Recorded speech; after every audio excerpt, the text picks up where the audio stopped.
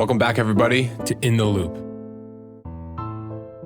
Welcome back, everybody, to another season of In the Loupe. My name is Michael Burpo, and I am so excited to be back and having more episodes for you all. This episode is going to be sort of a roadmap and also a recap of last season. We're starting season 2, so if you haven't listened to season 1, no worries. We'll recap it for you in this episode, as well as give an idea of what you can expect in this season. We have a bunch of cool episodes coming up that we're really excited for, as well as a couple different topics that we haven't approached, so things like leadership, as well as some consumer interviews. This episode is brought to you by Punchmark, the jewelry industry's leading website provider. Join the community of nearly 500 other jewelry stores in choosing Punchmark's easy-to-run and e-commerce-enabled website platform by choosing punchmark.com for your free trial demo. And this episode is brought to you by the Smithee Group, the digital growth agency that helps leaders and businesses dream bigger and achieve multi-generational integrity. Through insights and intelligence, digital marketing, and advertising solutions, they help businesses expand their business and grow their revenue. The Smithee Group has helped hundreds of businesses surpass their goals and believe that whatever your business, whatever your story, they will make it matter to your audience. Thank you so much for joining us for another season. Enjoy the show. All right, everybody. Welcome back to In the Loupe, Season 2. We're back with Katie Kinlaw and Cody Giles. How you guys doing?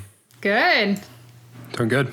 Super excited to be doing this. This is going to be, again, the second season, but really you could kind of listen to these out of order if you never listened to an episode before. That's really no problem. I had a lot of fun doing the first season. Did you guys kind of enjoy it? I hope so. So much fun. All the episodes, just going back through and listening to them. And I did a look back today of all the past episodes and everything we talked about in season 1. Yeah. That's awesome. Yeah, we covered a lot. I mean, everything from social media to digital marketing. I think you guys came on and did a Google ad buy and then a Facebook ad buy combo, which I think is like, I wish we could enter this in for like an award or something. I would love to get like some type of like recognition for this thing, but I think it was really good. It's good stuff.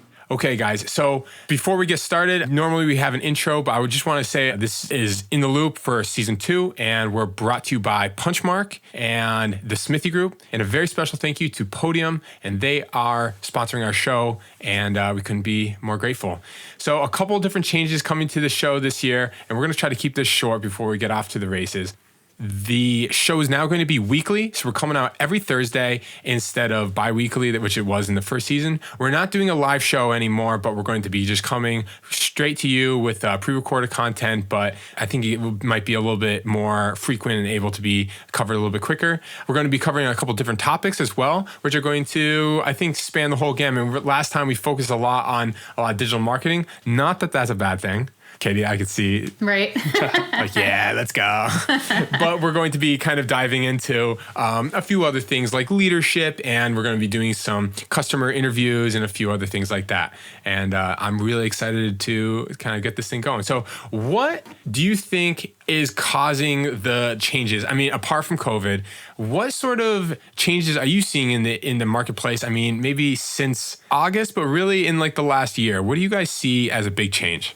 Yeah, I think that that's definitely a fair question. And a lot of the things that we've seen kind of shift over the course of the past couple years, and not even just, over the course of 2020, is really advertising getting as hyper specific and personalized as possible. We're seeing more broad, like email marketing that's just kind of generic and standard, that's not really tailored to the individual user.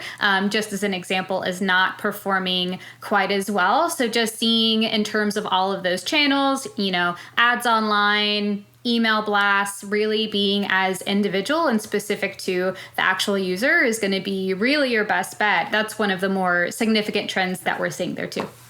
Yeah, I think going even further with that personalization, contextual-based ads as well. So we're actually starting to see a rise in, verbiage that speaks if it changes at night. So you have different verbiage for the night versus during the day. So you're getting that person that's interrupting your Netflix binge to see this new jewelry that we have, like X, Y, and Z. So that personalization going a step further, and really it's self-aware from an ad perspective, right? So it's really recognizing that time and day and having that factor into copy, and also even imagery as well, because you have a lot of people now, their phones go into night mode, so everything goes to more of a darker aesthetic. So then ads can start to shift with that to kind of keep that similar vibe that they're experiencing on their phone.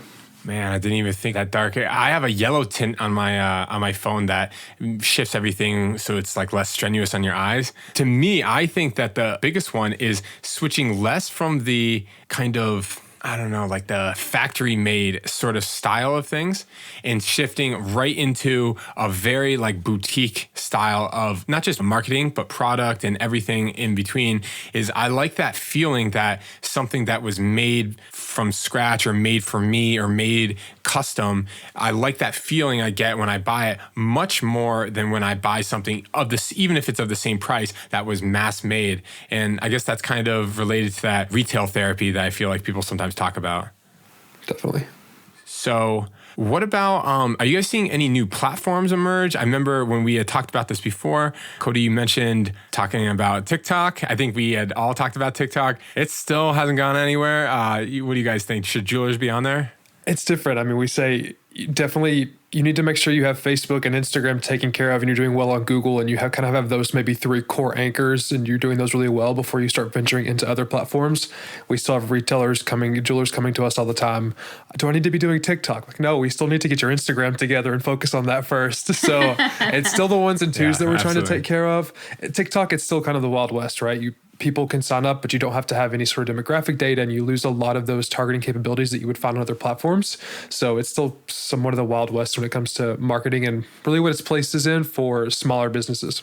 Yeah, and I would definitely agree with that to a certain extent, especially in terms of like the demographic components. You don't have those capabilities, obviously, like you do with other platforms. But it's really interesting. And, I know I always kind of use this example, but myself currently, like looking at like bridal shops, because I'm getting married, and looking at different things like that. A lot of the boutiques that I've followed here locally are kind of reposting TikTok videos, but it's really interesting content, when they have like different themes and kind of break it down much more in depth than I feel like you don't currently see on Instagram. Though, to be fair, you could say that you could use Reels or like Instagram stories and you still have all of that demographic data. So I think there's value in it, but definitely it's not at the point to be as, aggressive in terms of actual, targeting from an advertising standpoint. I think there was that big change with Instagram where they swapped, your notifications button with that shop button. And I think, like, hot take, ready for this? I think that Instagram knew that we would all hate that.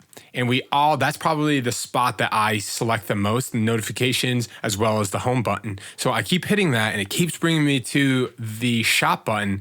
And I think all it's doing was just an awareness ploy where they're like, okay, most people don't even know that there's Instagram shopping. We're going to make it so that it's ingrained into their brain, maybe through like a quote unquote, like, not as fun way because they're, irked because now it's there. And then they're going to be like, oh, we heard your feedback. We've changed it back. But now, even if they swap it, it's going to be that everybody's aware that there's Instagram shopping. And I think that is going to just kind of, that was their end goal anyways. What do you guys think?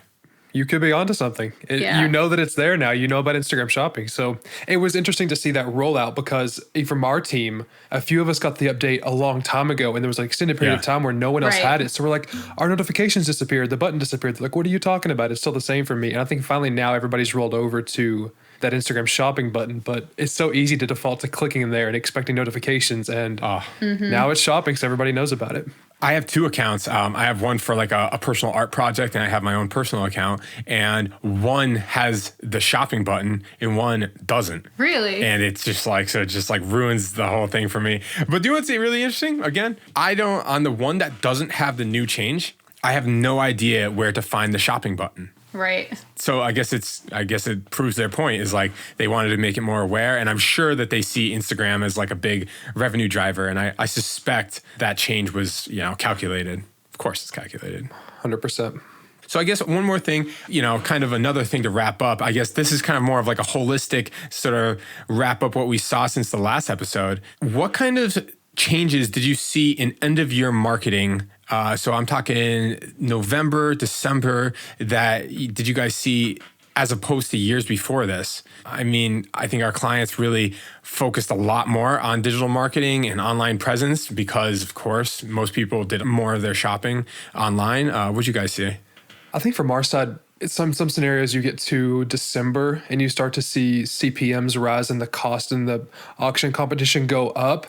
I don't think we saw that as much just because advertisers were so early in the game and starting holiday ads in October that everything kind of went up from a cost perspective at the beginning of Q4 and kind of stayed there the entire way through. So we weren't experiencing a sudden increase in competition in those final weeks leading up to holidays just because everybody was so thoughtful about launching ads very early on because of kind of the climate and how things were in the world, that it was getting out there as soon as possible and starting to drive sales early. So there was no kind of ramp up at the very end and a sudden increase in cost, which is a benefit to the retailers and our partners that we're running with. That way we really know what to expect and we can start to project the results that we're going to see, and those stay steady throughout, and we don't experience those increases and having to figure out how we pivot strategy based on rising costs. Yeah, and I would kind of, to piggyback off of that too, I think we're continuing to see that trend going into Q1 as well. People are more concerned about really kind of purchasing and consuming online versus going, in store nowadays. So we're seeing even now, people were purchasing for Valentine's Day even towards the end of December. So it's interesting to see that people are already kind of proactively planning what that's going to look like as well in terms of like special gifts and things of that nature. We've also seen in terms of just kind of general trends is that obviously a lot of people are doing curbside pickup specifically as well. So a significant uptick in that. So it's important for retailers to make sure that if that's something that they do offer, to make sure that that's highlighted really well on their website if they're pushing e-commerce too. I think we also saw a rise in just curated collections. So typically for our retailers, people go into the store and then a salesperson on the staff could show them just, here's the curation of my top favorites or the top picks that we have that are under $250, for example. Well, now with the rise of online because of the climate, we saw a lot of that translating into the website and really having those curated collections for the top gifts for her, top gifts for him, top picks under a certain dollar amount. We had a lot of retailers that had a surge in that on their website, and I think it played well. It really helps from an advertising perspective, being able to drive traffic to those pages and help sort by categories. Super fascinating. And I was going to say, one of the easiest things that I've come to notice is I don't even want to call it attention to detail, but I want to call it like the personal touch that I feel like a lot of websites have. And this ties in to our sponsor, Podium. I'll get to them in 1 second, but I noticed that so many online shopping spaces, whether if you get away from Amazon, all of them, they all seem to have some type of web chat. They all had some type of way for you to converse with the owners of the store. Someone must have done the research and realized that online shopping is, exhausting sometimes. And by having that personal touch and connection allows you to feel like you're kind of, on the right side of history, hey, I'm shopping with a small business as opposed to, Amazon, this multi-trillion-dollar company. I guess that ties right into our ad read with Podium. Ready? Our clients know that it doesn't matter how great your website is if people can't find it. Podium helps you get found and chosen by making it easy to get reviews from your happiest customers, just by sending a simple review request through text. In fact, with Podium, every step of your customer journey is powered by text messaging, so you can talk to your customers on the channels they prefer. Start the conversation on your website with Podium Web Chat. Set appointments, answer questions, and close deals all in the same thread. When it's time to pay, just send a request over text so your customers can pay in seconds. And now that you've got a happy customer, send them a review invite over text too, so you can rise up the local rankings and start the cycle all over again. With all of this, plus powerful integrations and features in one consolidated inbox, Podium is your tool for customer communication. Send a text, get more done. Punchmark clients will receive 25% off when they sign up for Podium. Learn more at podium.com/punchmark. Thanks, back to the show. Anyways, now we're back. So before we get into the outlook for the upcoming year and we kind of bring this thing home, what sort of shopping did you guys do? Did anything stand out to you in this past holiday season in your personal shopping? Did you guys have any experiences that kind of stood out to you? I have a couple, but I'll let you guys go first. Yeah, I mean, obviously there was a lot of kind of stress and concern around turnaround time, and I think that was consistent across the board, specifically in regards to shipping. So I found myself really kind of steering towards people that had very clear and specific shipping policies that I knew kind of... Really? That's a good one. Yeah, that I knew really what to expect. Obviously, they can't control, USPS, and there was a significant volume of more people shopping online, which is why we saw the uptick in a lot of the stress during the holiday seasons with shipping too. But that for me was probably the biggest thing that I kind of changed when I was shopping for my family and for my friends this year. Yeah. Yeah, Katie, I was going to say the exact same thing. Also to mention, to your point, Mike, before the break, you mentioned web chats. And I think that's so important just because when I'm going to the website, the first thing, before I start looking at products, I just need to know, is it going to arrive in time? So there were several scenarios where I used the web chat just to get a bit more information about shipping and like, what is the shipping times? What does that look like before I start browsing and putting things into my cart to know, is it going to make it on time or isn't? I think a lot of people probably shop that way this year. Probably a lot of shopping with Amazon because they know 2-day window, it's going to get here in time. Yeah. Right. But when you're looking at any other website, first thing is it going to make it in time? If not, then I'm probably going to move on to the next website if I need it by Christmas. That's a really good point. Right. Yeah. And I would say probably the only other thing that I would mention too for myself specifically, when kind of purchasing for like stocking stuffers, stockings are like my favorite part about about the holidays, all the little fun trinkets that you can get. I found myself specifically going after small and local businesses to purchase from just because of the times that we're in. It's just more of a front in my mind. So even like going on Etsy and like looking to see if there's any like local shoppers in my area, kind of doing the research more tailored towards shopping local, which I think we've kind of seen across the board this year, but specifically for the holidays too. So what I did was I had this kind of interesting experience. So I started following, this is going to go right over a lot of our listeners' heads, but that's okay, a couple pro gaming companies. And I'm trying to follow esports a little bit more. It's just something I want to be interested in. And I follow this one company called 100 Thieves. They're one of the companies. Hey, dude, they're my best. I just got a sweatshirt from them. And Yes, I know 100 Thieves. It's so expensive, but it's a job. Did you get the merch? It's so expensive. It's that sponsorship money. Mike has the money. Mike has the money if he's got the 100 Thieves merch.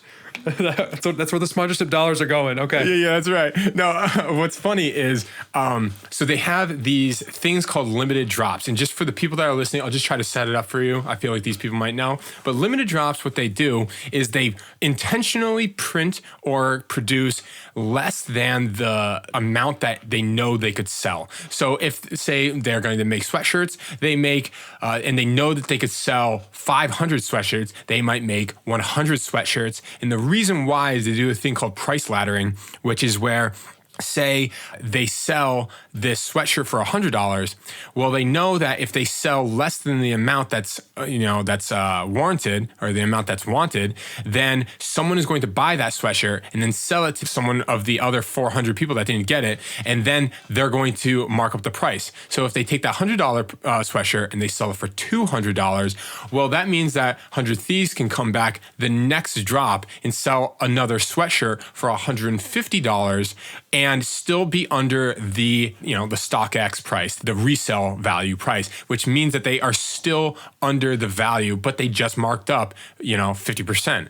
So I had a really interesting experience buying an online limited drop where I tried to buy something at exactly 2:00, which is when the drop came out, and it refreshed my thing for me. I added it to my cart. I checked out, and it put me in line. That's what they called it. Mm-hmm. And they put me into line, and then I stood there and just with a white screen for 5 minutes, and it said, "Do not leave. You're standing in line." And you stand there, and just on the computer, and then it comes up, and it's like you have 1 minute to buy this, and you enter in your credit card information, and you're out.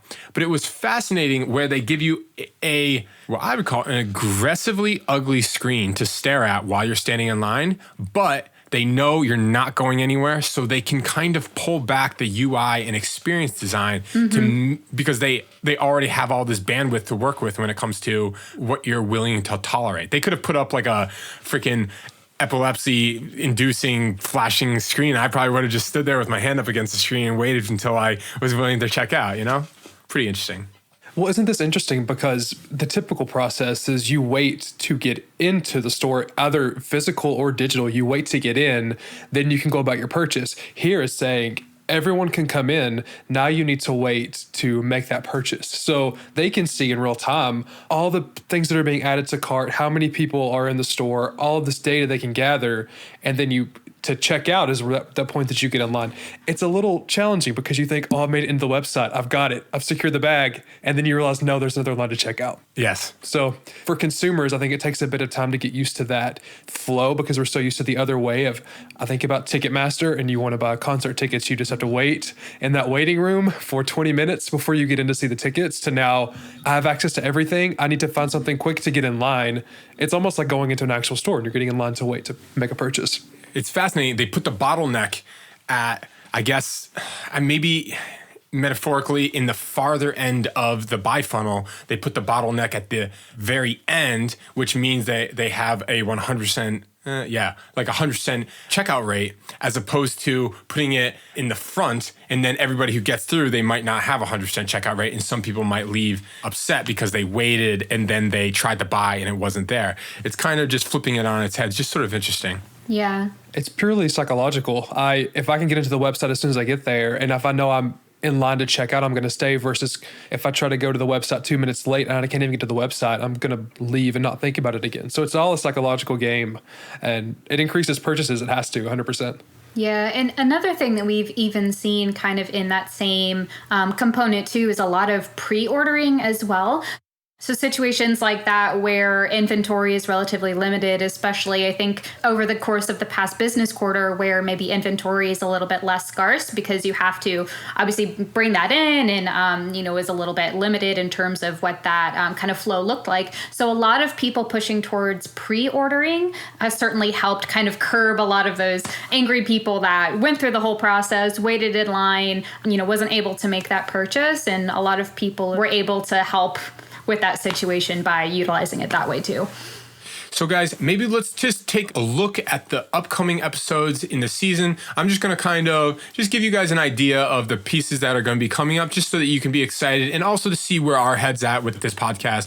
Like we said, this podcast, I'd like to think it's kind of, it doesn't really know what it is yet. I think we're just trying to educate you guys so that you, the listeners, can make the best decisions possible when it comes to running your business. Because nothing is more frustrating than being frustrated with your traffic on your website. And it's like, why can't I get more traffic? I have this great website. I have all my inventory on there. I have great photos. And well, the answer is just maybe you need to be working on an ad buyer. Maybe you need to work on your ranking or stuff like that. The answers are out there. And I like to think that we have the answers, but it's us trying to convey those answers to you, because in this world where we don't really have any more digital summits or jewelry shows or meetings of the mind, that's what we're going to try to replace. And we're going to do our best to kind of educate you on what is out there. And then you can decide whether or not it's your time to act, and when you kind of have all the tools laying on the table, and you can decide which one to pick up, if that makes sense.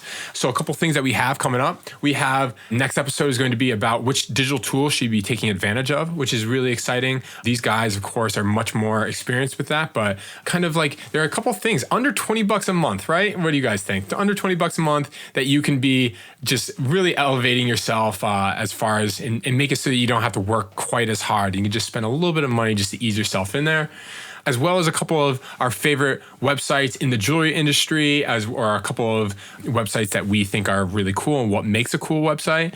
And then we're also going to be getting into some things like leadership. We're going to have on Ben Smithee from the Smithee Group, as well as Ross Cockram, who's the CEO of Punchmark. And we're going to have them on to talk not just about being a business owner, but also about leadership. How do you get the most from your employees? So we have some really exciting stuff that's not quite 100% the realm of digital marketing, but it is also a little bit more all encompassing and stuff that you guys should be paying attention to as well, and just keep in the back of your head. Do you guys have anything that you're most excited about? I think we have a few panel presentations that we're going to go through, or panel discussions. Yeah. We'll talk with some Gen Z, the Gen Z population. That'll be a fun panel conversation. I think Ben has one a bit later, just it's really more about the industry and some more industry focused. That should be a good one for our listeners. Yeah. Yeah. I think that's probably the episodes that I'm looking forward to the most, just because, we can say from our perspective as a millennial group, for the most part, kind of our perspective, but the Gen Zs have such a different perspective, I feel like, on certain components. So kind of getting that raw data specifically from them, I think will be a really cool insight there too. We also have one that's going to come up. I'm so excited about it. It's called Getting Engaged in 2021. And we're going to interview a couple of ring buyers. And I think it's going to be really illuminating for a lot of the listeners to actually hear what the buy process is like for a lot of shoppers. Because I think a lot of jewelers, they kind of are getting a little bit too close to the source, if you know what I mean. Like a lot of them, I think that they think that the shopper really cares about the quality of this diamond. Could be true. A lot of them don't actually care about that part. They're caring about other things. Like, I want to do this as easy as possible. I don't want to get made fun of. I don't want her to get made fun of, or him. Mm-hmm. I don't want anybody to kind of question, like, should I get a round rock or a square rock? That's the kind of questions that I had with my brother, who actually bought a engagement ring and proposed last year. And we're going to sit down and talk with a couple of these first-time ring buyers and kind of get an idea of what they paid attention to. And I think it's going to be really fun. I don't think anyone's done that yet in the industry. Anything else, guys, before we wrap this thing up? Sounds good. Awesome.